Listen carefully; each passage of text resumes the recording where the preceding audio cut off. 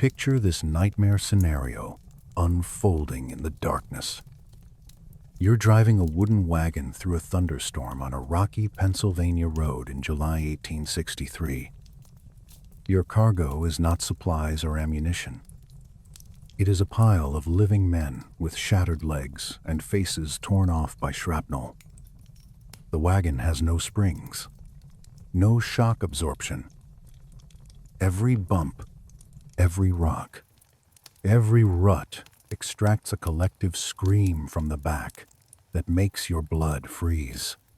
This convoy of agony stretches for 17 miles into the rain-soaked darkness. The men inside are begging you, pleading, crying to dump them on the side of the road so they can die without the vibration tearing their wounds open further. This train of misery was the receipt for the Battle of Gettysburg. Before the marble monuments and the sanitized history books, before the tourist buses and the gift shops, there was just this long, wet trail of blood leading back to Virginia. To understand how a quiet market town of 2,400 souls became a slaughterhouse that produced this convoy, we must look at the 3 days of mistakes, miscalculations, and raw human courage that built this nightmare. Smash that like button and subscribe to Maproom Battles for the brutal truths history textbooks skip. Drop a comment. Which battle should we cover next? The disaster began with a blind gamble by a desperate man. By June 1863, General Robert E. Prime, Lee needed desperately to break the strategic stalemate. For 2 years, the Confederacy had been bleeding slowly. The Union blockade was strangling southern ports. European recognition wasn't coming. Lee needed a dramatic victory on northern soil to shock the Union into negotiating peace. He stripped the South of its best troops, 75,000 men, and marched north, invading Pennsylvania to bring the war to the Union's doorstep. But he moved without eyes. His cavalry commander, J. E. B. Stuart, had vanished on a glory-seeking raid around the Union Army, leaving Lee's army marching blind through enemy territory with no intelligence about Union positions. On the morning of July 1st, Confederate General Henry Heth marched his division toward Gettysburg. He didn't go there to raid a mythical shoe factory, despite what popular legends say. He went because the road network demanded it. 10 roads converged at Gettysburg like spokes on a wheel. He expected to brush aside a few local militia farmers with shotguns. Instead, he hit a wall of lead. Brigadier General John Buford stood in his way. Buford, a tough tobacco-chewing cavalryman from Kentucky, saw the topography and understood the reality of modern combat instantly. He looked at the ridges curving around the town like a natural fortress. He knew instinctively that the army that held those hills would win the battle and possibly the war. He ordered his 2,500 cavalrymen to dismount and hold the line against Heth's 7,000 infantry. Buford's troopers carried breech-loading carbines. They could fire 5 times faster than the standard muzzle-loading rifles. They pumped fire into the Confederate columns, creating an illusion of overwhelming strength. The morning air filled with sulfur, smoke, and screams. Heth, confused by the unexpected ferocity and the volume of fire, paused to deploy his battle lines properly.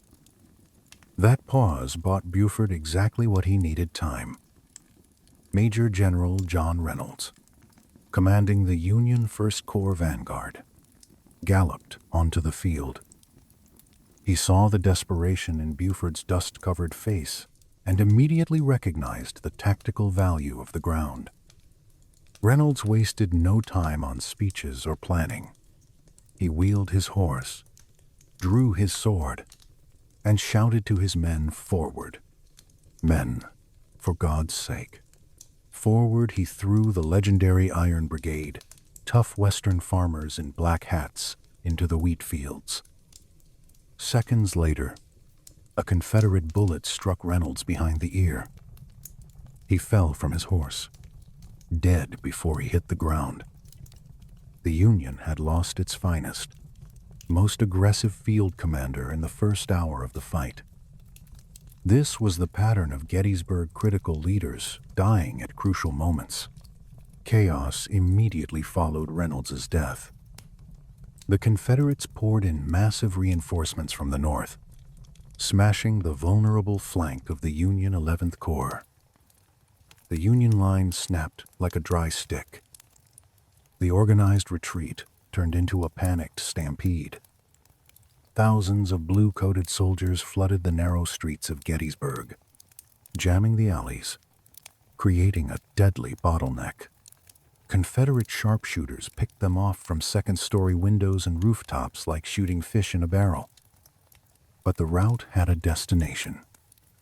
The survivors scrambled desperately up the steep slopes of Cemetery Hill south of town. They dug in among the gravestones and monuments, terrified but holding the high ground. Robert E. Lee arrived on the field and immediately saw the strategic danger. If the Union kept that hill, they would control the entire battlefield. He sent an urgent message to General Richard Ewell, ordering him to take the hill if practicable. Ewell looked up at the hill. He saw Union cannons unlimbering at the top. He saw his own men winded and disorganized from the chaotic street fighting. His nerve failed. He decided it was not practicable. He stopped and waited. As the sun set on July 1st, the firing died down, replaced by the sound of thousands of shovels striking dirt. The Union troops frantically fortified their position. Under the cover of darkness, the rest of the Army of the Potomac arrived, marching through the night, transforming the hill into an increasingly impregnable fortress. Lee had won the first day's ground, but he had lost the critical advantage. The blind encounter was over.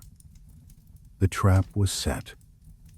The morning of July 2nd didn't begin with a roar of cannon fire. It began with a stifling, humid silence that pressed down like a physical weight. The Pennsylvania sun baked the wool uniforms of 160,000 men until they were stiff with salt and sweat. On the heights of Cemetery Ridge, General George Meade stared through his field glasses. He had inherited command of this army only 3 days prior, literally days before the biggest battle of the war. Now he held a fishhook-shaped defensive line that was nearly perfect. His flanks were anchored by rocky hills. His center was reinforced by low stone walls. All he had to do strategically was wait for Lee to attack uphill. But his subordinates had other, more ambitious plans. Major General Daniel Sickles was not a professional soldier.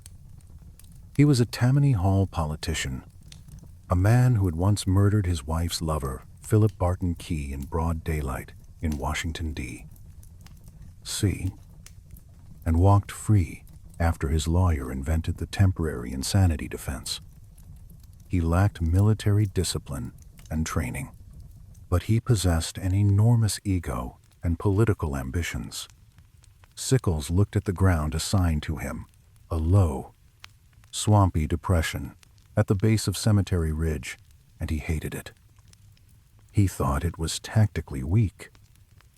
He saw a slightly higher patch of ground, nearly a mile ahead, blooming with peach trees. It looked better to his untrained eye.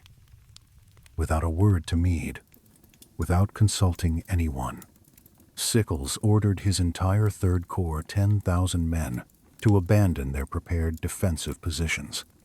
They marched out of the Union line, creating a massive, bulging salient that stood isolated and exposed. Sickles had just handed Robert E. Lee the one thing he desperately needed, a vulnerable target sticking out like a sore thumb. Lee's plan for the second day was a massive and echelon attack, a rolling assault from south to north. He wanted to strike the Union left flank and roll it up like a carpet. He chose his old warhorse, General James Longstreet, to lead the assault. Longstreet hesitated. He was Lee's most experienced corps commander. He saw the strength of the Union position and urged Lee to move around the flank instead of hitting it head-on. Lee refused. The order stood. Attack. The assault began at 4 o'clock in the afternoon. The Confederate batteries opened up, tearing a hole in the sky. The air over the peach orchard turned into a storm of screaming iron. Longstreet's 2 divisions, led by Hood and McLaws, emerged from the woods in a wave of gray and butternut uniforms. They didn't march in neat parade ground lines. They surged forward like a gray tide. The first point of impact was a chaotic jumble of massive boulders known as Devil's Den. It was a labyrinth of ancient granite rocks, some as large as houses, which made traditional battle lines completely impossible. The fighting here devolved into something primeval and terrifying. Men fought with bayonets, clubbed muskets, and bare hands in the narrow crevices between the rocks. Sharpshooters crawled into the high crow's nests of the boulders, picking off Union officers with chilling precision. The ground grew slick with blood, making the mossy rocks impossible to climb without slipping. As Devil's Den fell into Confederate hands, the violence spilled over into an adjacent wheatfield. History would remember this small plot of grain as the whirlpool. For 3 brutal hours, the field changed hands 6 times. Regiments would charge in, get decimated by flanking fire, and stagger back, only for a fresh unit to take their place in the meat grinder. The wheat was trampled flat not by the harvest, but by the weight of thousands of falling bodies. Soldiers later described the sound of bullets hitting the densely packed ranks as like the noise of a heavy hailstorm hitting a tin roof. In the center of this chaos, Dan Sickles sat on his horse, watching his corps dissolve before his eyes. A 12-pound Confederate cannonball hissed through the air and struck his right leg just above the knee, shattering the bone into fragments. Sickles didn't panic or scream. He reportedly puffed calmly on a cigar while his men carried him off the field on a stretcher, a final act of political theater, while his soldiers died by the hundreds to fix his catastrophic mistake. Meade was forced to strip troops from his center to save his collapsing left. He threw division after division into the gap Sickles had created. The fighting reached a fever pitch at the peach orchard.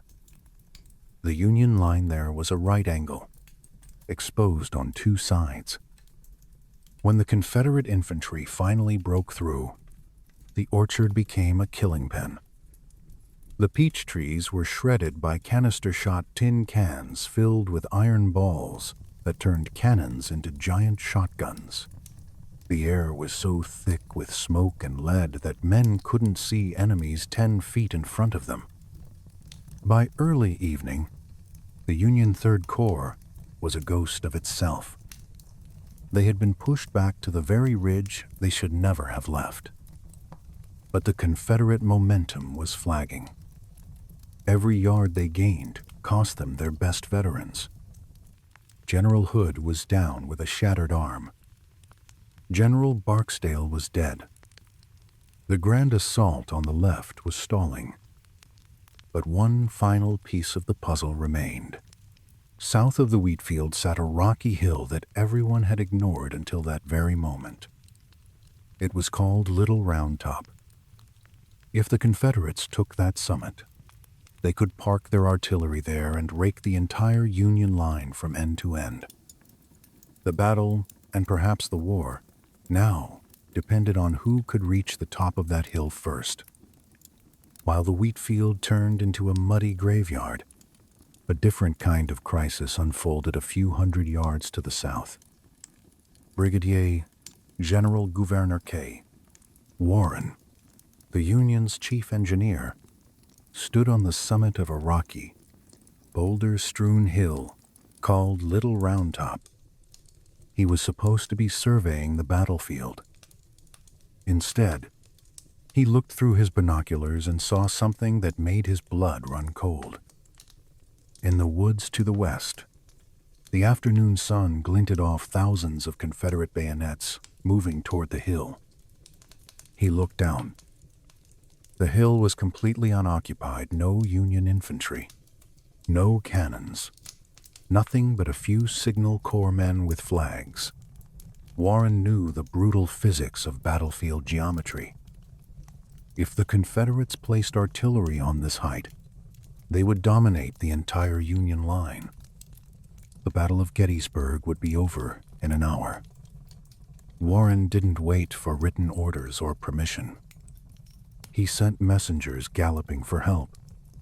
The first officer to respond was Colonel Strong Vincent.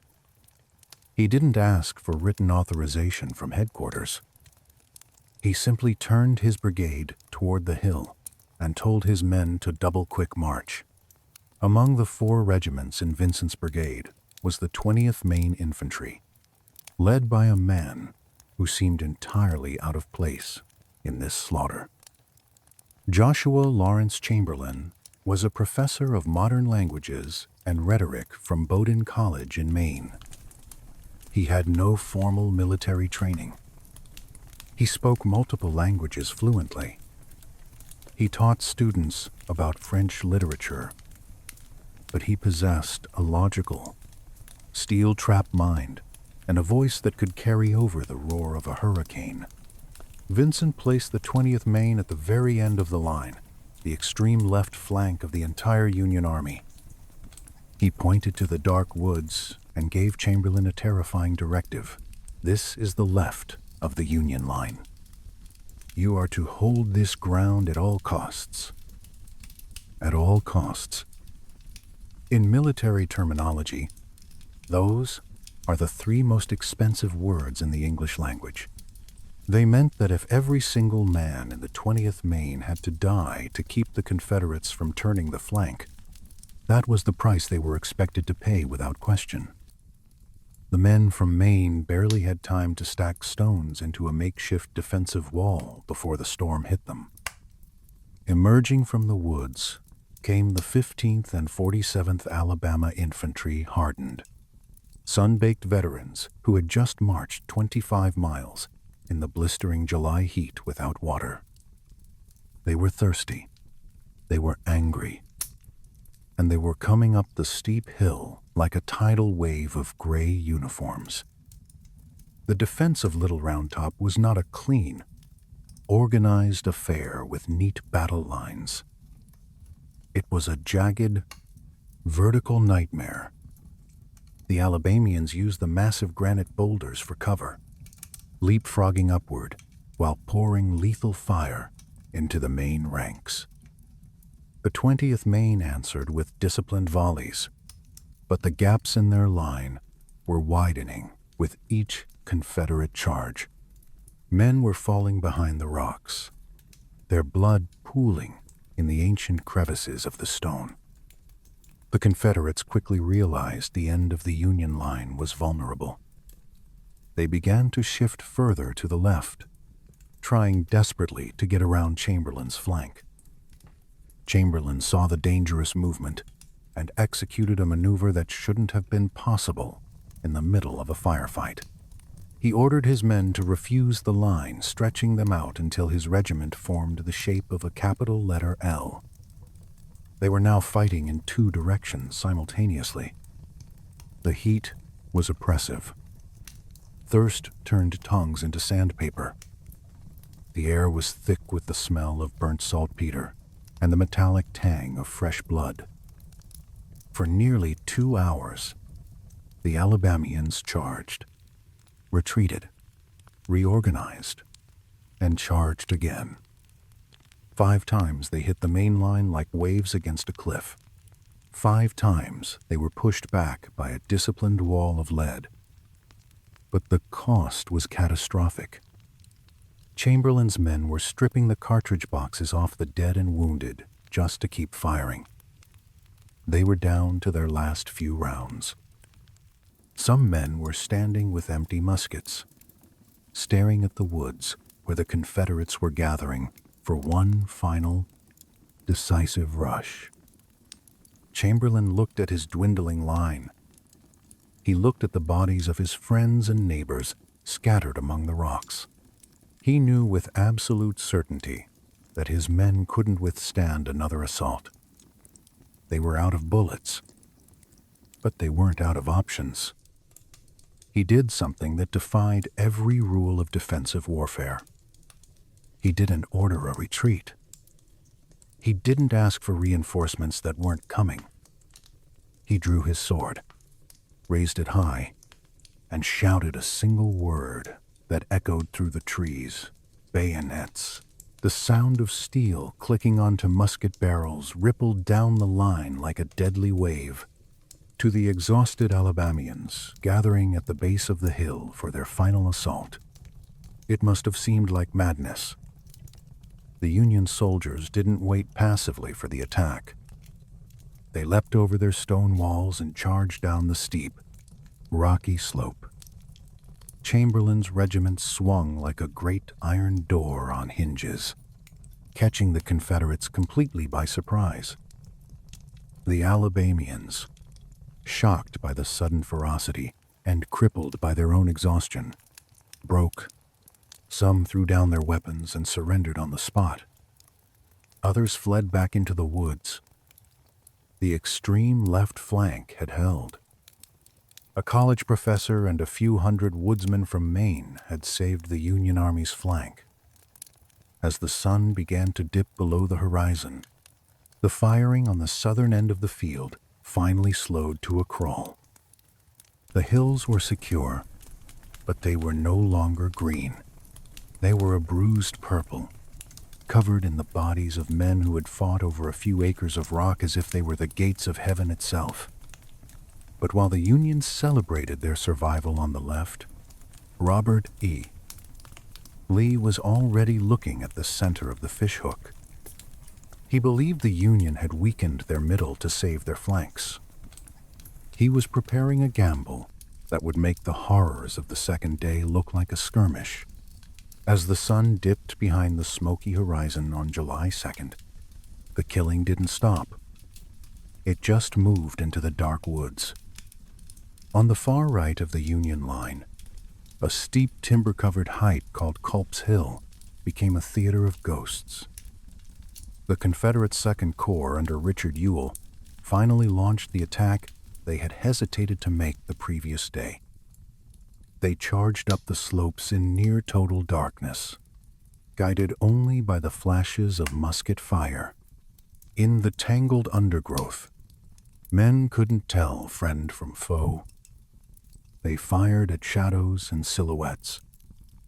The Union defenders had spent the entire day building massive log breastworks, and these wooden walls saved countless lives.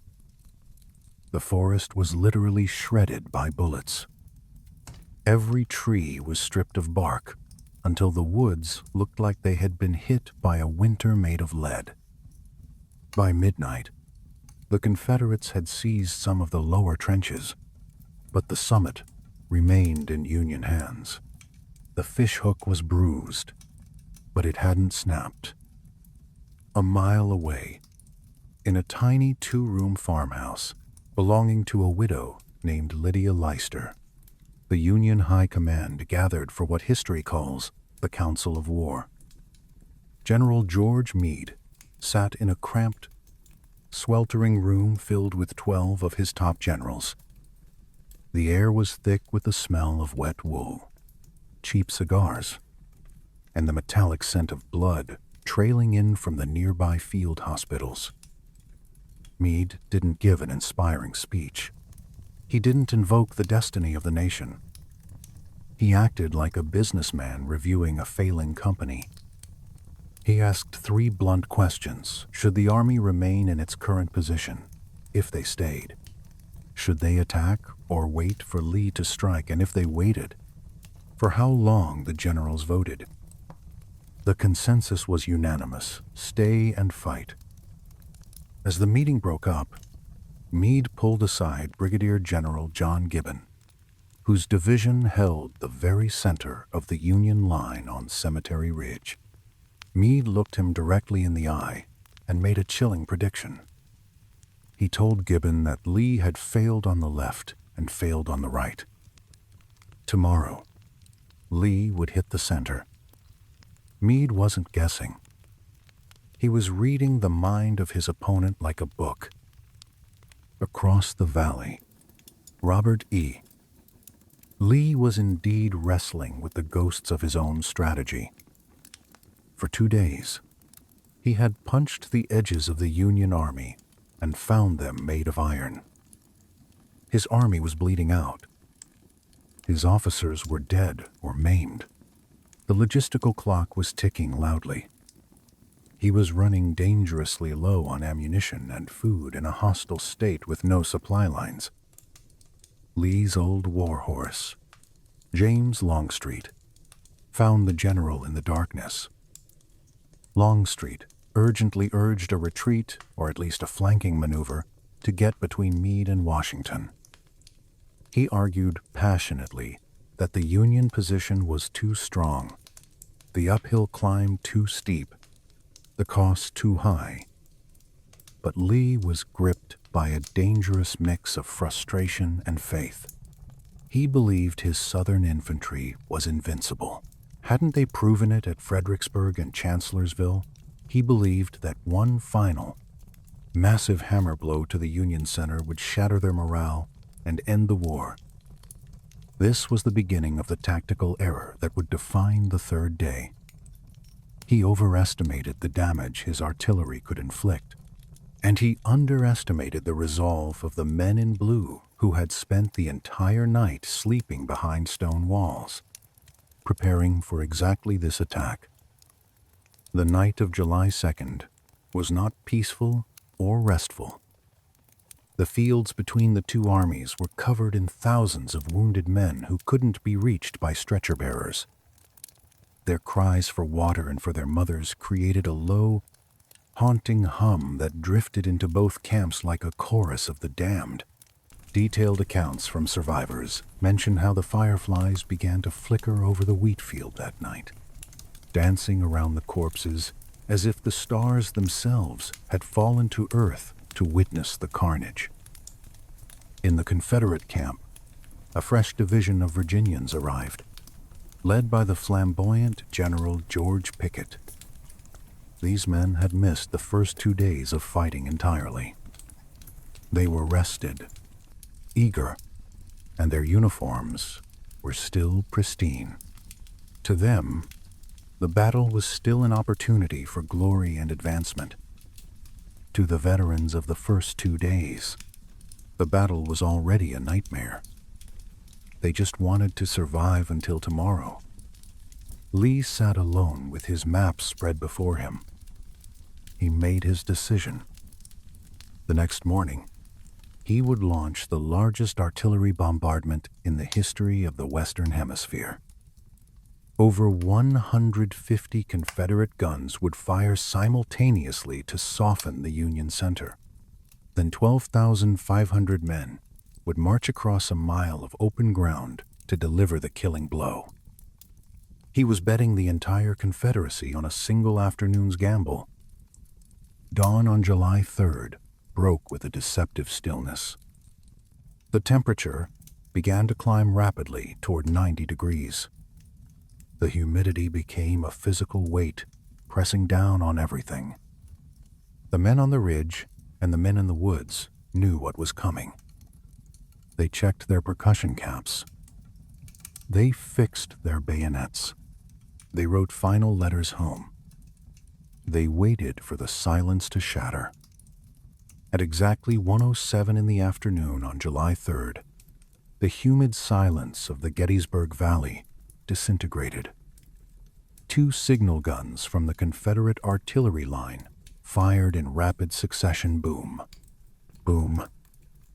Their echo was still hanging in the air when 150 Confederate cannons erupted simultaneously across a 2-mile front. It was the loudest man-made sound ever heard on the North American continent up to that point.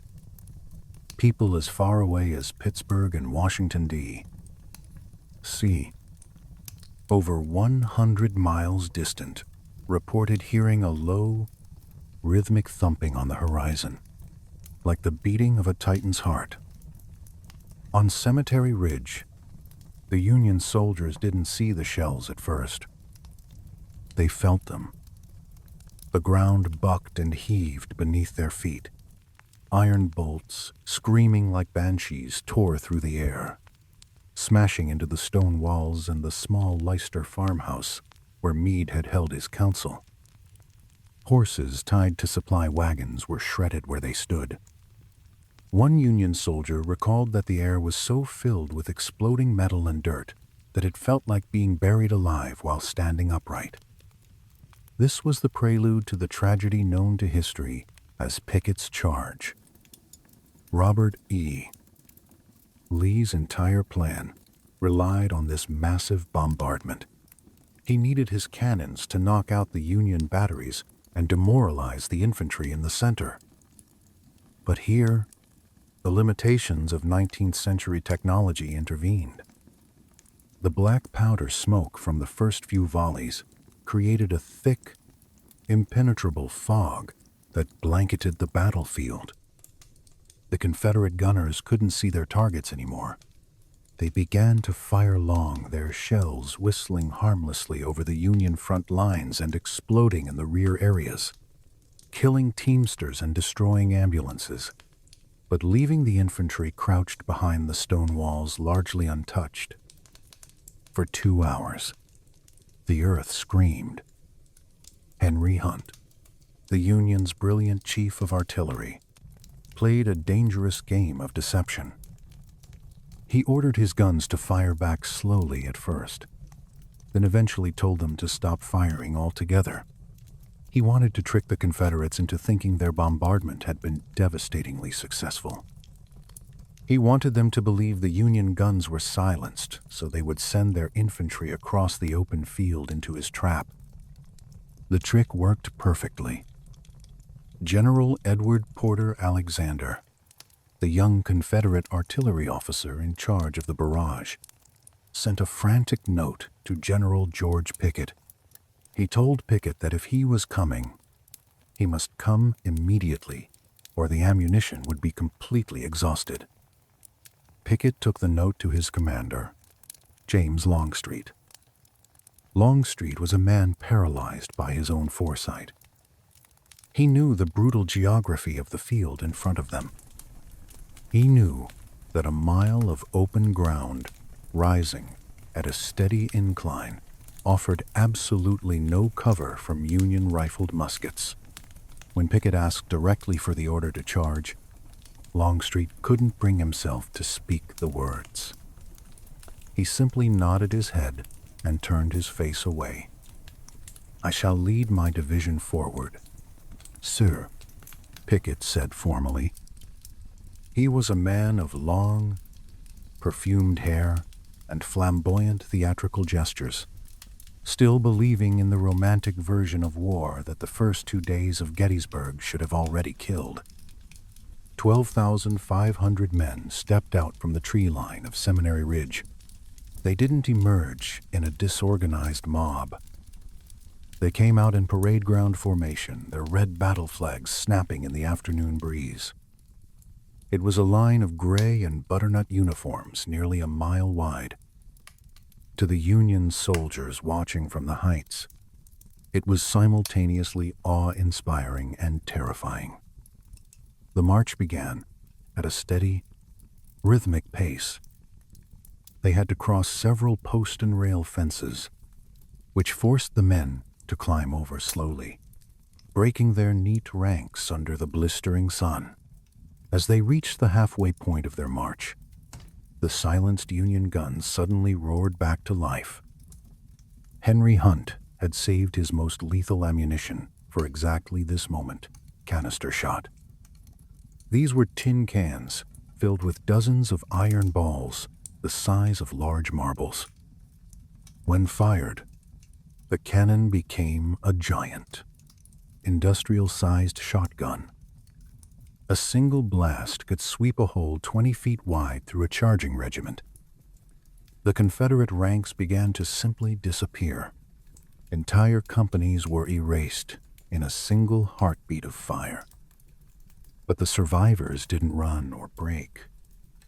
Driven by a mix of discipline, pride, and desperation, they closed the gaps in their lines, stepping over the bodies of their friends, and continued to march steadily toward the clump of trees that marked the center of the Union line. They were no longer a mile-wide wave. They were a shrinking wedge of humanity, funneling into a concentrated kill zone. At the Union center, the men of the Second Corps stood up from behind their stone walls. They didn't fire yet. They waited with iron discipline until they could see the brass buttons on the Confederate uniforms. They waited until the gray wave was less than 100 yards away. Then they unleashed a coordinated volley of rifled musketry that stopped the charge in its tracks like hitting a physical wall. The high water mark of the Confederacy was about to be reached, but it wouldn't be marked by a victory or a breakthrough. It would be marked by a pile of corpses so high that the men behind them had to literally climb over their own dead just to keep fighting.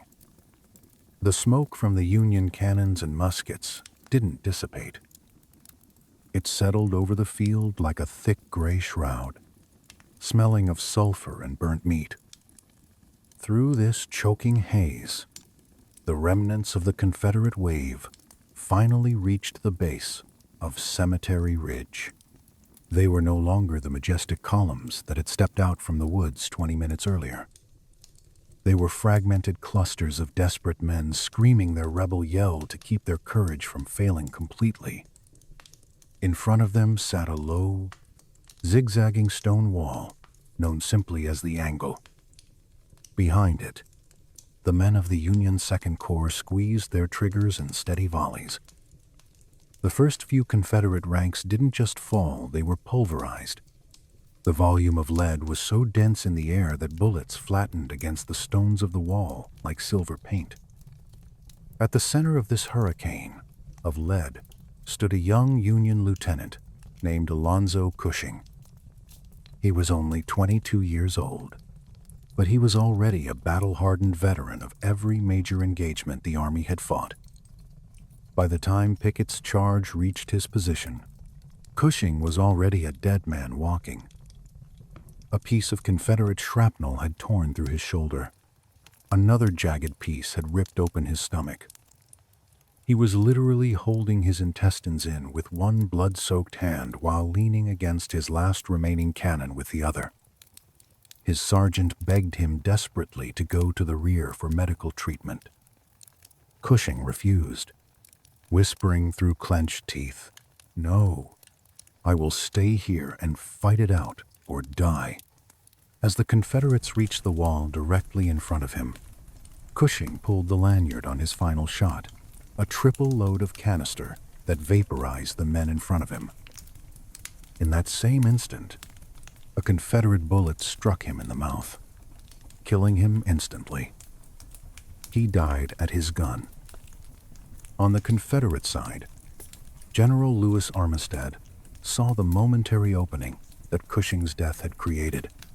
Armistead was a man of old-world Southern honor, a close personal friend of Union General Wheatfield, Scott Hancock, who was currently commanding the troops defending the wall just yards away. To make himself visible in the choking smoke, Armistead placed his black felt hat on the tip of his saber and held it high above his head like a battle standard. "Follow me," he roared to his men. With about 200 soldiers, Armistead vaulted over the stone wall. For a few brief, chaotic heartbeats, the Confederate battle flag actually flew over Cemetery Ridge. This was the high water mark, the furthest north the Southern Rebellion would ever reach. The fighting at the angle was primeval and horrifying. There was no time to reload muskets. Men used their rifles as clubs, the heavy walnut stocks shattering against skulls. They used rocks torn from the wall itself. They used bayonets. They used their bare hands to claw at eyes and throats. The noise was a deafening wall of sound, the metallic clatter of steel on steel, the thud of flesh, and the high-pitched screams of the dying. But the breakthrough was an illusion. Armistead looked around desperately and realized with horror that he was essentially alone. The rest of the charge had stalled or been completely annihilated in the open field behind him. Union reinforcements, seeing the breach, didn't wait for written orders. They swarmed the area like a hive of angry hornets. Armistead fell near one of Cushing's guns, mortally wounded by multiple bullets. As he lay dying in the dirt, he asked a Union officer to send a message to his old friend Hancock. He didn't realize that Hancock, too, had just been shot from his horse only a few yards away. The momentum of the Confederacy didn't just stop, it shattered like glass. The men who had crossed the wall were systematically killed or captured. Those still out in the field, seeing the disaster unfold, realized the nightmare was over. They turned and began the long, agonizing walk back to Seminary Ridge. The retreat was actually more dangerous than the advance. The Union artillery, which had been conserving ammunition, now opened up with vengeful fury. They rained shells down on the retreating survivors, turning the open field into an absolute slaughter pen. Men were blown into the air, their bodies torn apart as they tried desperately to reach the safety of the distant tree line. General Robert E. Lee rode out personally to meet the survivors. He wasn't the stoic marble statue of legend in that moment. He was a man watching his greatest gamble burn to ash before his eyes. He moved among the bleeding survivors, telling them, "It is all my fault. I thought my men were invincible." When General George Pickett finally reached him, his face streaked with tears and dust, Lee told him to look to his division and prepare for a potential Union counterattack. Pickett looked at the empty field behind him where his division had been. "General Lee," he said, his voice breaking, "I have no division."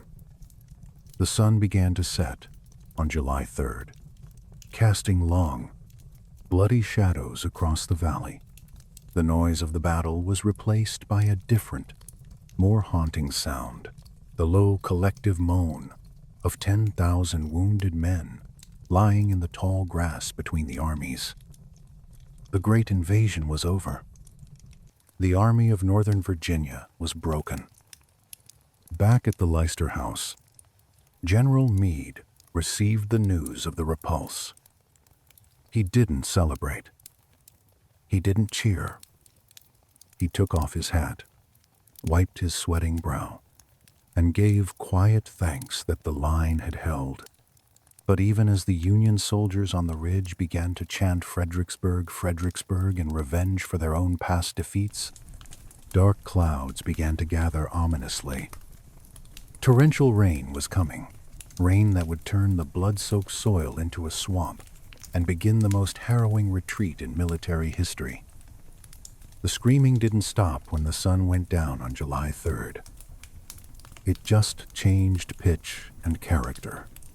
As the smoke from Pickett's charge finally cleared, a new, heavy smell began to dominate the valley, a mixture of spilled entrails, scorched wool, and the cloying sweet scent of ripening blood in the July heat.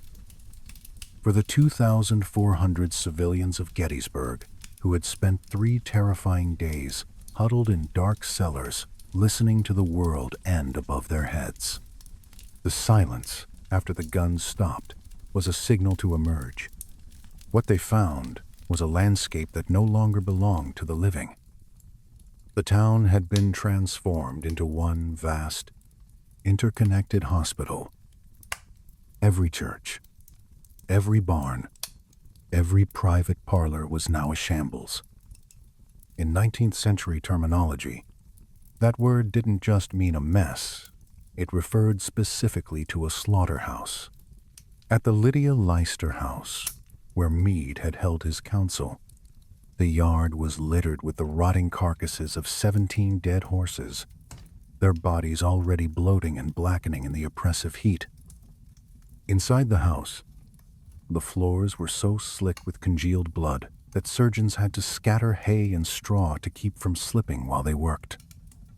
This was the brutal reality of Civil War medicine. Medical science was decades behind the ballistics of the mini A-ball. When a soft lead bullet traveling at 900 feet per second hit a human bone, it didn't just break the bone cleanly, it pulverized it into 1,000 sharp shards like porcelain. There was no way to set such a fracture. The only solution was the saw. Outside every window of every field hospital, a horrifying sight grew steadily. Piles of discarded arms and legs. These severed limbs were stacked like cordwood, reaching as high as a man's waist. Surgeons, their leather aprons stiff and black with dried gore, worked for 48 hours straight without rest. They used chloroform when they had it, which was rare. But many soldiers simply had to bite down on a piece of leather or a lead bullet while the saw teeth tore through muscle and bone. The sound of that sawing, a rhythmic rasping noise, became the soundtrack of the night. The aftermath was not just a military problem, it was an environmental catastrophe. Over 7,000 men lay dead in the open fields. Thousands more would die in the days following as infection and gangrene set in. The heat was relentless. Within hours, the bodies began to change color, turning a deep, bruised purple and then an oily black. They swelled until their uniforms burst at the seams. Elizabeth Thorne, the 6 months pregnant caretaker of Evergreen Cemetery, returned to her home on Cemetery Hill to find it looted and surrounded by corpses. With her husband away fighting in the war, she took up a shovel herself in the blistering July heat. She personally dug graves for nearly 100 Union soldiers. This was the burden placed on the survivors. They had to live among the rot. The stench of decomposing bodies was so powerful that it was reported to be detectable from miles away. People in town walked around with handkerchiefs, soaked in peppermint oil or vinegar, pressed firmly to their faces just to keep from vomiting. The water supply was completely poisoned. Every well in the area was contaminated by the thousands of shallow graves and the thousands of dead horses that littered the roads. Disease began to spread among the civilian population almost as fast as it had spread among the troops.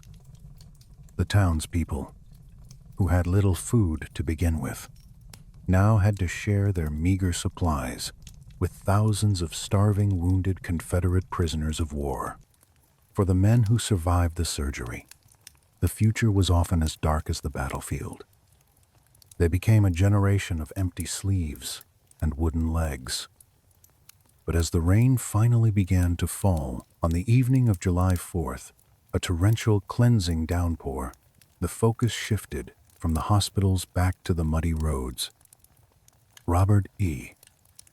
Lee knew he couldn't stay in Pennsylvania. He had thousands of wounded who could still be moved, and he absolutely refused to leave them to the mercy of a northern prison camp. He gave the order to prepare the wagons. The most agonizing journey of the war was about to begin. On July 4th, 1863, while the North celebrated Independence Day with bells and bonfires, the skies over Pennsylvania opened up. A tropical deluge hammered the battlefield, washing the blood from the rocks of Devil's Den into the streams, turning Plum Run into a crimson torrent. Under the cover of this blinding storm, Robert E. Lee began his desperate escape. He summoned Brigadier General John Imboden to his headquarters. Imboden found Lee standing alone in the rain, staring at a map, his face a mask of exhaustion. The commanding general gave Imboden a task that would haunt him for the rest of his life: to escort the army's wounded back to Virginia. The convoy that assembled on the Cashtown Road was a monstrosity of suffering. It consisted of thousands of wagons, ranging from proper ambulances to stolen hay carts and open-bed farm trucks. None of them had adequate suspension. Into these wooden boxes, Confederate soldiers piled the broken wreckage of their army men with shattered hips, men holding their own intestines, men whose faces had been erased by canister shot. The wagon train stretched for 17 miles. As the wheels began to turn, the moaning started. The roads churned into deep, sticky mud by the rain, and the hoofs of thousands of horses were uneven and rock-strewn. Every jolt sent a shockwave of agony through the bodies of the passengers. The individual moans quickly rose into a collective, high-pitched wail that drowned out even the thunder. Imboden later wrote that he witnessed the most heartrending scenes of the war during that hellish march. Men begged for water. They begged for morphine that didn't exist. Most of all, they begged to be thrown out. "Stop, O God. Stop and let me die," they screamed into the darkness. Officers threatened to shoot drivers if they didn't slow down. But the drivers couldn't stop. They had to keep moving. Union cavalry was prowling the flanks, looking for a weak point to sever the artery of the retreat. The journey became a blur of horror. In the pitch darkness, the only light came from lightning flashes, which illuminated the ghastly faces of the dying men in the wagons. Blood leaked through the floorboards, dripping onto the mud below, leaving a physical trail of red for Union pursuers to follow.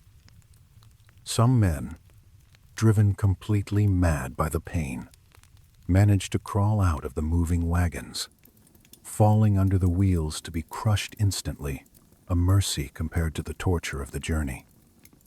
For civilians living along the route, the passing of this train was a nightmare visiting their doorsteps. They heard the screams approaching from miles away. When the convoy passed, it left behind a stench of death that lingered for days. The farmers who had feared the invading Confederate army days before now looked on in stunned, horrified silence at the sheer scale of the human wreckage. But the ordeal wasn't over yet. When Imboden finally reached the Potomac River at Williamsport, hoping to cross back into the safety of Virginia, he found a disaster waiting. The heavy rains had caused the river to flood dangerously. The fords were impassable. The pontoon bridge had been destroyed by Union raiders. The Army of Northern Virginia was trapped backs to a raging river, a victorious Union army closing in from behind. The survivors prepared desperately for a final stand. The wounded were unloaded into barns, warehouses, and open fields, creating a vast city of the dying on the riverbank. Lee ordered his engineers to tear down abandoned houses and build a new bridge from the scraps. He ordered his remaining artillery to dig in on the hilltops. He wasn't going to surrender. If Meade wanted to finish them off, he would have to do it in the mud of the riverbank. While the train of misery crawled toward the Potomac, a different kind of storm was brewing in Washington, D.C. President Abraham Lincoln was pacing the halls of the White House, his eyes red from lack of sleep. He had seen the telegrams from General George Meade. At first they were triumphant. The enemy was defeated. The invasion was over. But then the tone shifted ominously. Meade began to speak of driving the invaders from our soil. To Lincoln, this was a catastrophe of phrasing. He slammed his hand on his desk and cried out, "The whole country is our soil." Lincoln saw what Meade, exhausted and cautious, could not.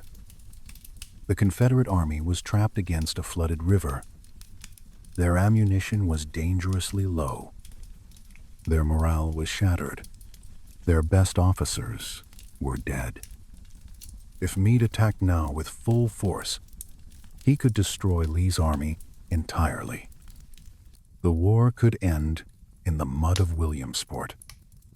But Meade hesitated.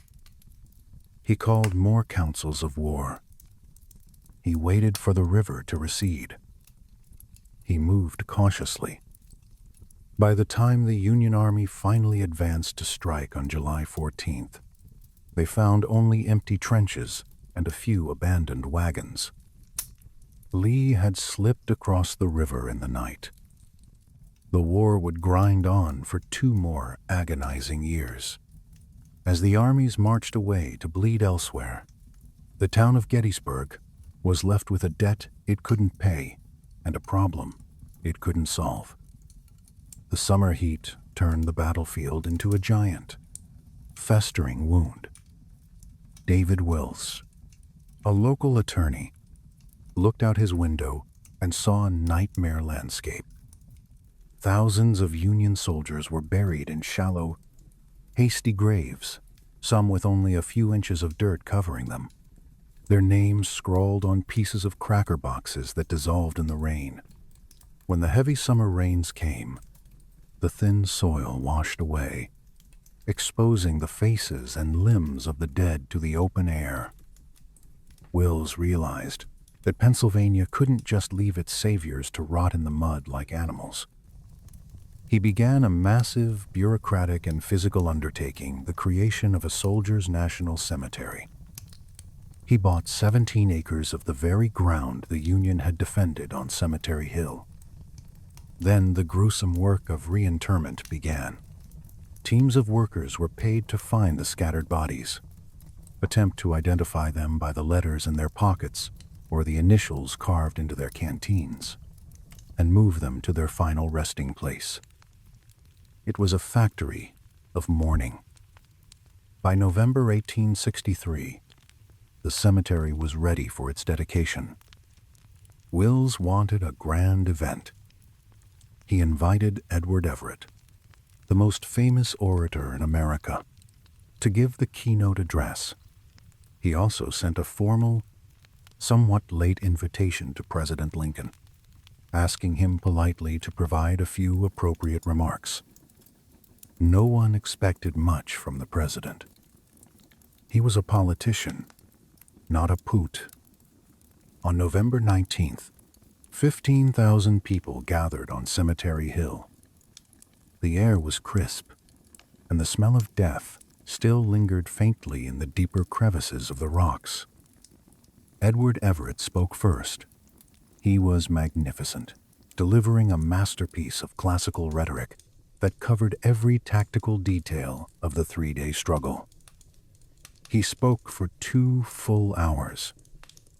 When he sat down, the crowd was exhausted but impressed. Then the tall, gaunt man in the black frock coat stood up. Lincoln took a single piece of paper from his pocket and adjusted his spectacles. He spoke for just over 2 minutes. He didn't mention the tactical errors of Robert E. Lee.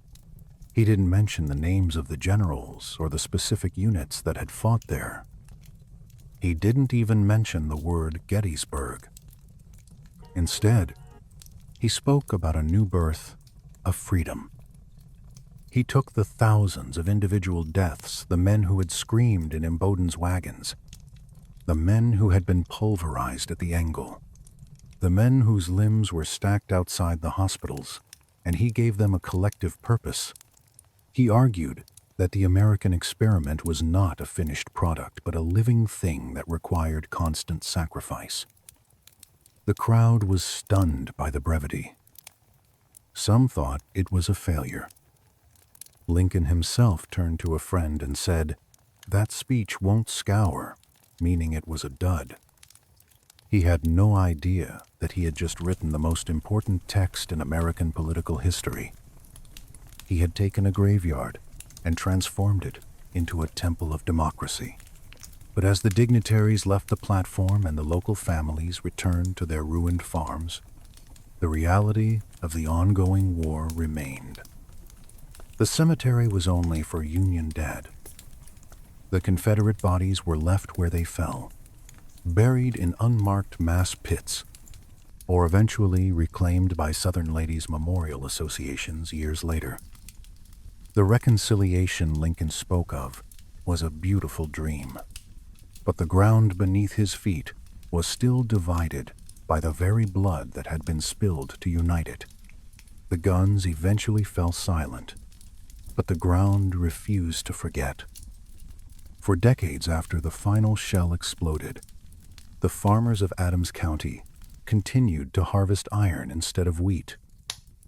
Every spring, plows pushed more mini-A balls and rusted bayonets to the surface, as if the earth itself were trying to purge itself of the metal that had shredded so much human life. But while the physical scars faded into rolling green hills, the psychic scars of Gettysburg became the foundation of a new American identity. In 1913, 50 years after the slaughter at the Stone Wall, the survivors returned. They were no longer the lean, sun-scorched boys who had charged into the Canister fire. They were old men in their 70s and 80s with long white beards and trembling hands.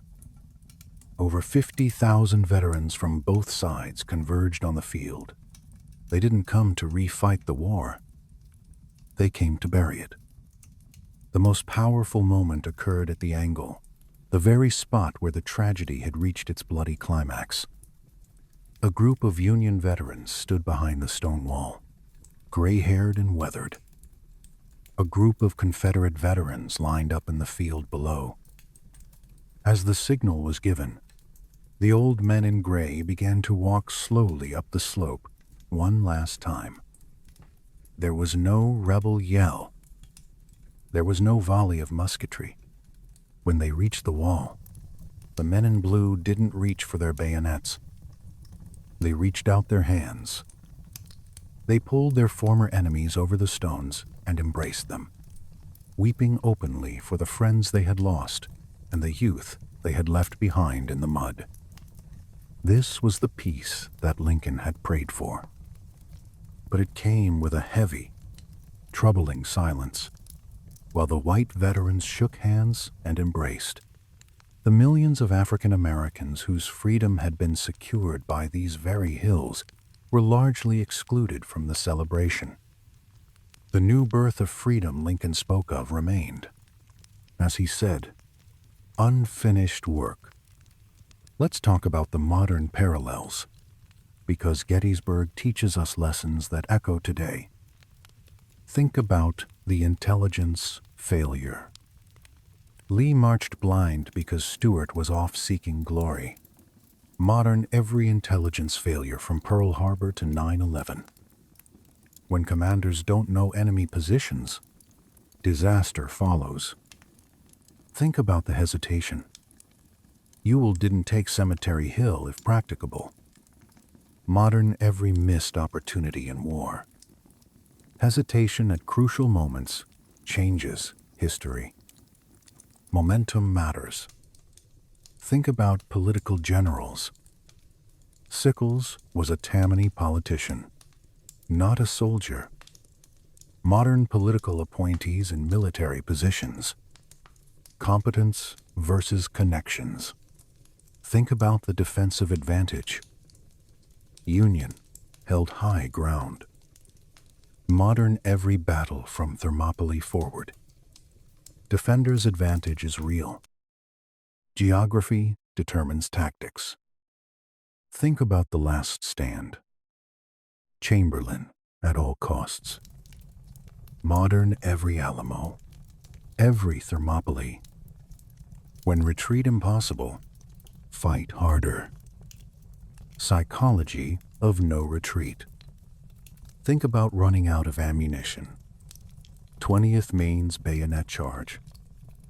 Modern every desperate military innovation. Necessity creates tactics. Think about the civilian cost. Gettysburg civilians trapped in cellars. Modern every urban battle. Aleppo, Mariupol, Gaza. Civilians suffer. Think about the artillery bombardment. 150 cannons, heard 100 miles away. Modern every massive bombardment. Second World War, Vietnam. Volume of fire versus accuracy. Think about the smoke problem. Confederate gunners couldn't see through smoke. Modern fog of war is literal. Technology creates problems. GPS fails.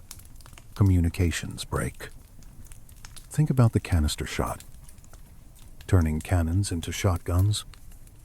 Modern every anti-personnel weapon. Cluster bombs. Flechettes.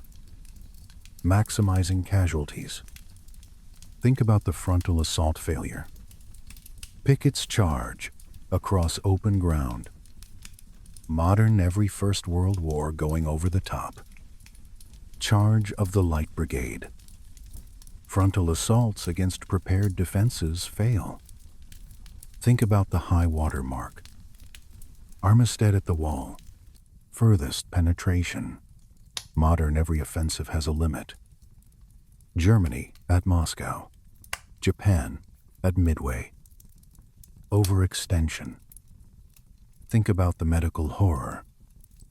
Amputation piles. No anesthesia.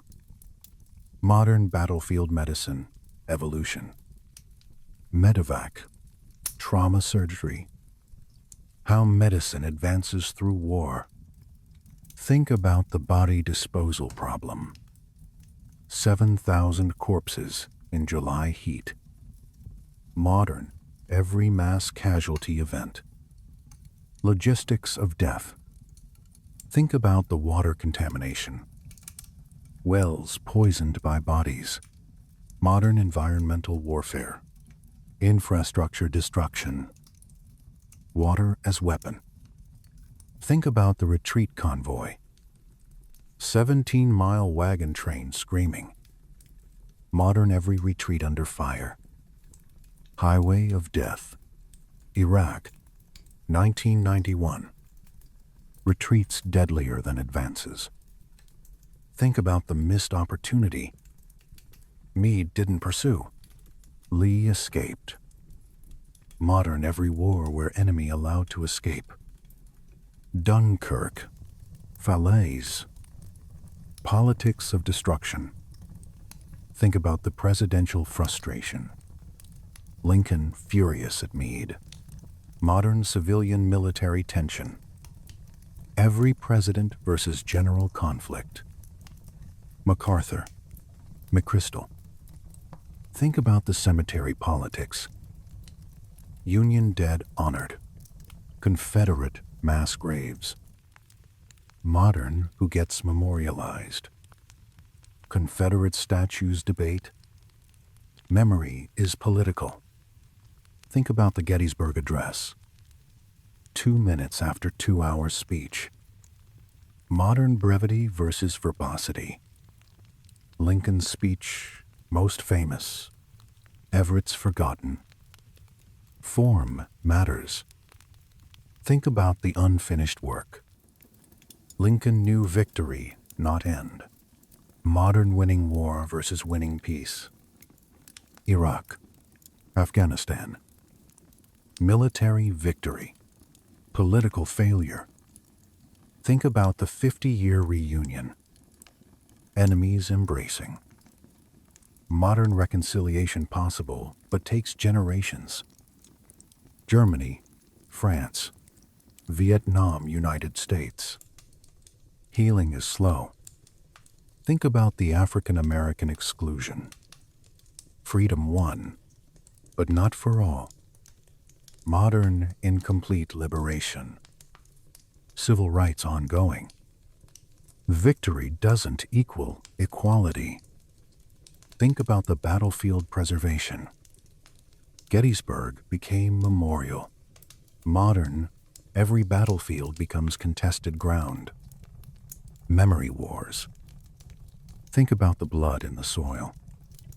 DNA, literally in earth. Modern battlefields are graveyards. Land remembers even when we forget. Think about the tactical lessons ignored. Frontal assaults kept failing. Generals kept trying. Modern military resistance to lessons. Every war. We'll do it differently this time. Think about the cost-benefit. 51,000 casualties for strategic stalemate. Modern every war's cost. Worth it. How do we measure? Think about the civilian resilience. Elizabeth Thorne digging graves pregnant. Modern civilians endure wars. Syrian white helmets. Ordinary heroism. Think about the amputation generation. Thousands of empty sleeves. Modern, every war creates disabled veterans. Va hospitals. PTSD. Cost beyond battlefield. Think about the newspaper coverage. Public learned through telegraphs. Modern CNN. Effect. Embedded journalists. Media changes war. Think about the photograph innovation. Gettysburg photographed extensively. Modern images matter. Abu Ghraib. Vietnam napalm girl. Visual evidence shapes memory. Think about the commemoration debate. How to remember. Modern every monument controversy. What stories do we tell? Who decides? Think about the northern-southern narrative divide. Two versions of same battle. Modern, every conflict has multiple narratives. Rashomon effect. Think about the turning point concept. Gettysburg called turning point. Modern, are there really turning points or gradual shifts? Historical inflection points debated. Think about the weather impact. Rain flooded Potomac. Saved Lee. Modern weather still affects war. Normandy postponed for weather. Climate as factor. Think about the horse casualties. Thousands of dead horses. Modern animal casualties in war. Dogs, horses, elephants. Non-human suffering. Think about the supply line vulnerability. Confederates low on ammunition. Modern logistics determines battles. Desert Storm supply lines. Romans said, amateurs study tactics. Professionals study logistics. Think about the friendly fire. Union artillery nearly hit own troops. Modern blue-on-blue deaths continue. Technology doesn't eliminate. Think about the command structure. Meade inherited army 3 days before battle. Modern leadership transitions during crisis. Always messy. Think about the subordinate initiative. Vincent moved without orders to Little Round Top. Modern empowered subordinates save situations. Decentralized command. Think about the professor soldier. Chamberlain had no training. Modern citizen soldiers can excel. Expertise versus adaptability. Think about the courage definition. Cushing holding intestines while firing. Modern, what is courage? Physical versus moral. Think about the last words. Armistead's message to Hancock. Modern deathbed reconciliation. Common humanity emerges. Think about the body recovery. Identifying dead by letters in pockets. Modern do, tax. Duna. Identifying remains matters to families. Think about the mass graves. Confederate dead buried together. Modern every war's anonymous dead. Unknown soldiers. Think about the pillaging. Gettysburg houses looted. Modern every battlefield sees looting. Human nature and chaos. Think about the inflation. Local prices skyrocketed. Modern war economies. Shortages. Profiteering. Think about the PTSD. Veterans haunted for life. Modern shell shock. PTSD. Psychological wounds. Think about the myth-making. Shoe factory raid, story false, but persists. Modern, every war has myths. Gulf of Tonkin. Popular narratives versus facts. Think about the what-if scenarios. What if Ewell had attacked? Modern alternative history. How much does individual decision matter versus structural forces? Think about the technology transition. Rifles more accurate than smoothbores. Modern every technological transition. Drones. Tot. Adapting to new weapons. Think about the esprit de corps. Regiments fought for each other. Modern primary group cohesion. Soldiers fight for buddies, not abstractions. Think about the artillery coordination. Union Artillery Chief Hunt saved ammunition. Modern fires coordination crucial. Combined arms integration. Think about the deception tactics. Hunt stopped firing to trick enemy. Modern every military deception. D-Day. Desert Storm fights. Think about the ammunition expenditure. Confederates ran out during bombardment. Modern logistics of ammunition. Rate of fire versus supply. Think about the uphill assault. Pickett's charge uphill into fire. Modern terrain advantage quantified. Defender casualties 1/3 of attacker. Think about the open ground. Mile with no cover. Modern beaten zones. Fields of fire.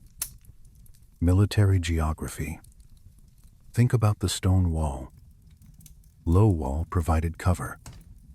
Modern every defensive position. Sangars. Bunkers. Cover saves lives. Think about the smoke obscuration. Gunpowder smoke blinded everyone. Modern fog of war literal. Even with technology, visibility limited. Think about the range miscalculation. Confederates thought they destroyed Union guns. Modern battle damage assessment. Always uncertain. Think about the parade ground formation. Pickett's men in neat lines. Modern tactics lag technology. Armies prepared for last war. Think about the concentrated fire. Canister at close range. Modern every kill zone design. Ambushes. Engagement areas. Think about the psychological moment. Seeing comrades die. Modern morale collapse. How units break. Think about the high ground advantage. Cemetery Ridge dominated. Modern every military manual emphasizes terrain.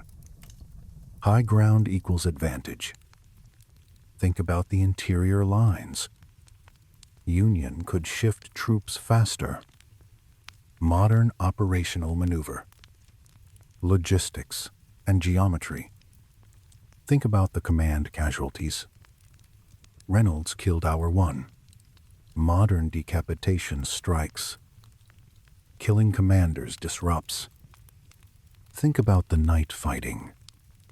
Culp's Hill in darkness. Modern night vision revolution. Technology changed night combat. Think about the Council of War. Meade consulted subordinates. Modern command by committee versus decisive leadership. Which works? Think about the predictive analysis. Meade predicted Lee would hit center. Modern intelligence analysis. Reading enemy intentions. Think about the overconfidence. Lee thought infantry invincible. Modern every military overconfidence. Home by Christmas. Think about the sunk cost. Lee already committed. Couldn't retreat. Modern sunk cost fallacy in war. Escalation of commitment. Think about the subordinate disagreement. Longstreet argued against attack.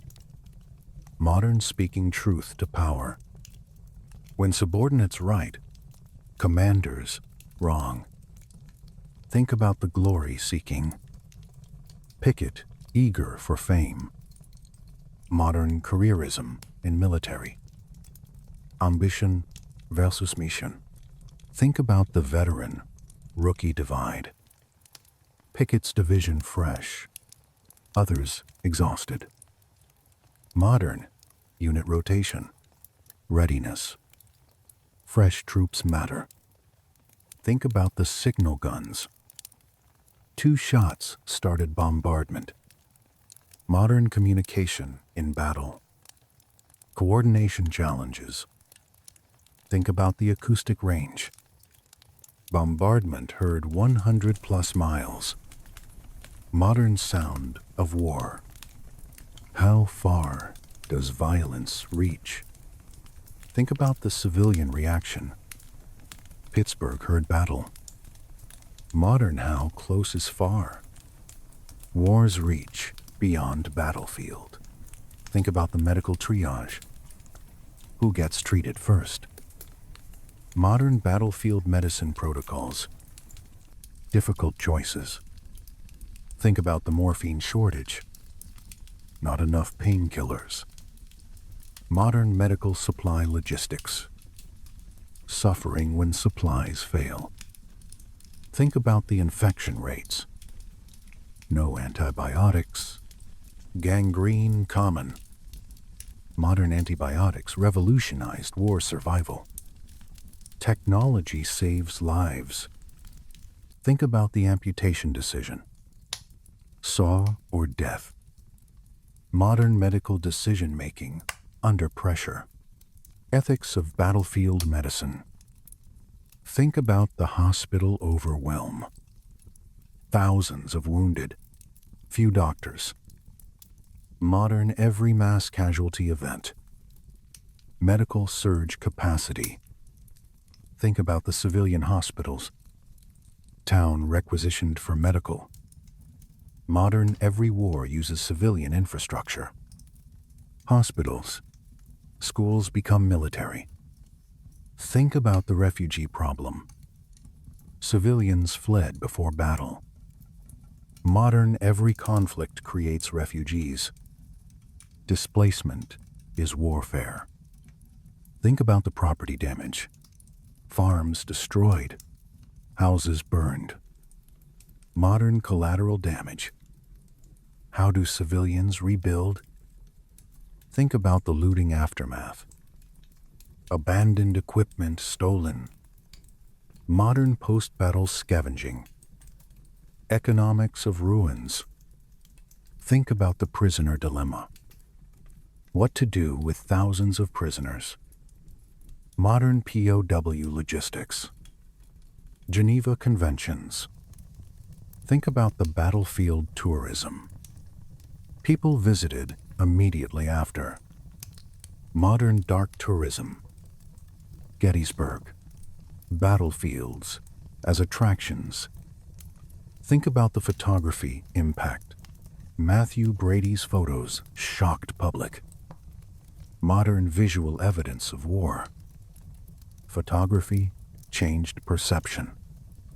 Think about the railroad logistics. Trains moved troops and supplies. Modern, every war requires logistics network. Rail, trucks, air. Think about the telegraph communication. Real-time updates to Washington. Modern communications revolution. Instant battlefield reports. Think about the weather unpredictability. Rain-flooded river. Changed outcome. Modern weather still matters, despite technology. Think about the burial details. Soldiers burying enemies. Modern graves registration. Respecting enemy dead. So what's the final lesson of Gettysburg? It's this: war is always worse than you imagine. The marble monuments and the tourist brochures show you the glory. They don't show you the 17-mile convoy of screaming wounded men. They don't show you the amputation piles.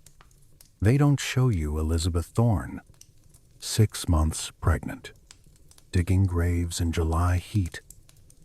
They don't show you the reality. Gettysburg teaches us about the cost of division. When a nation stops talking and starts shooting, the bill comes due in blood. 51,000 casualties in 3 days. Brothers killing brothers.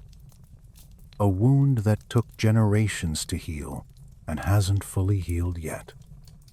Gettysburg teaches us that tactical brilliance doesn't guarantee victory. Lee was brilliant, but he marched blind. His subordinates hesitated, and he ordered a suicidal charge.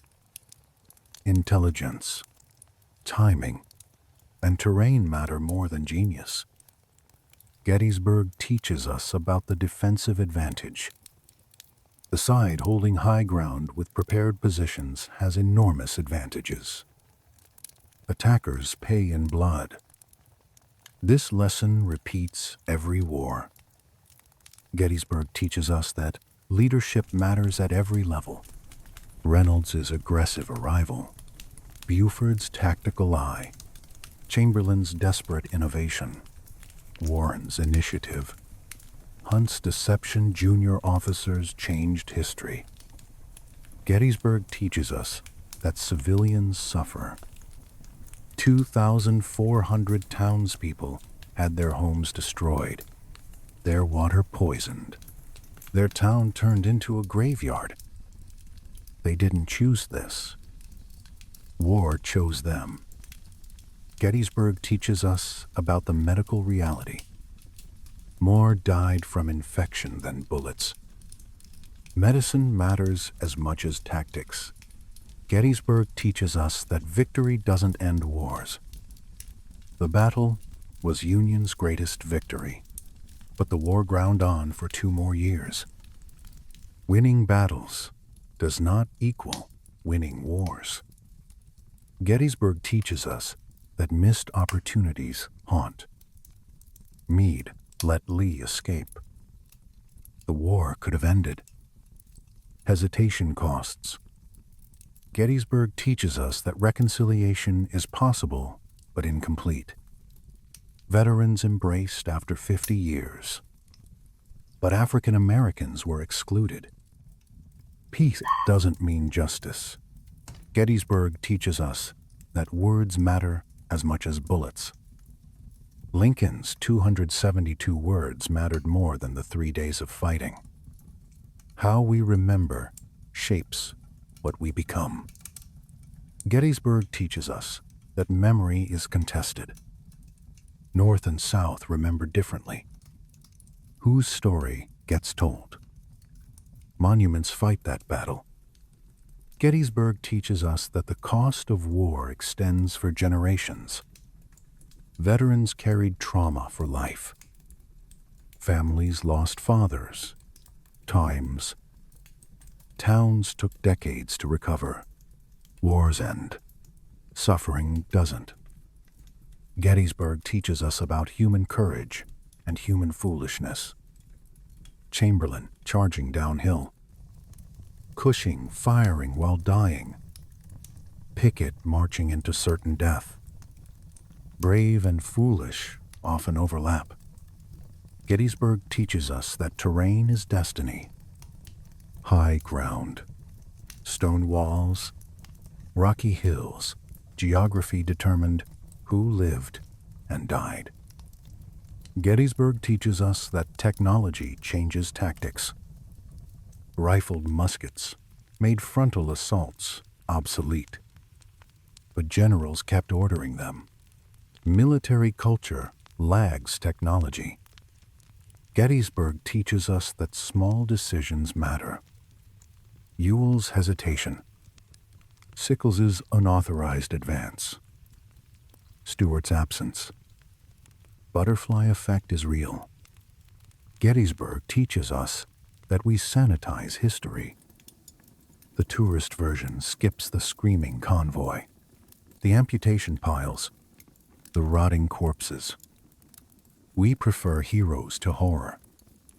Gettysburg teaches us that at all costs means exactly that. Chamberlain held because he was ordered to hold or die. Military necessity demands human sacrifice.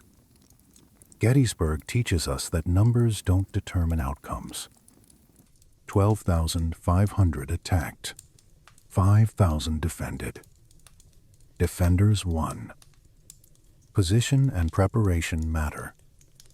Gettysburg teaches us about the fog of war. Lee didn't know Union positions. Confederate gunners couldn't see through smoke. Uncertainty is constant. Gettysburg teaches us that retreat is deadliest. More die retreating than attacking. Withdrawal under fire is nightmare. Gettysburg teaches us that we mythologize. Shoe factory story, false. Lost cause mythology. Every side creates convenient narratives. The defenders of Gettysburg, the Bufords, the Chamberlains, the Cushings saved the Union. But at what cost? The critics ask, was preserving the Union worth 51,000 casualties in 3 days? Was Lincoln right that the unfinished work justified the sacrifice? These questions don't have easy answers. That's the point. History isn't a fairy tale with clear heroes and villains. It's morally complex people making impossible choices under extreme pressure. We can honor the courage while questioning the system that demanded it. We can learn from the tactics while condemning the causes. We can remember the sacrifice while working to prevent its repetition. The question isn't whether Gettysburg's soldiers were brave. They were. The question is, what can we learn? When do we compromise versus fight? How do we prevent national division from becoming national bloodshed? How do we honor the dead while learning from their deaths? These questions matter because divisions still exist. Political polarization, social fragmentation, the threat of violence. Gettysburg warns us, this is where division leads. If this exploration of America's bloodiest battle challenged your assumptions, subscribe to Maproom Battles. Drop a comment. What lesson from Gettysburg matters most today? Thanks for grappling with difficult history. Remember, the past isn't dead. It's not even past. Learn from it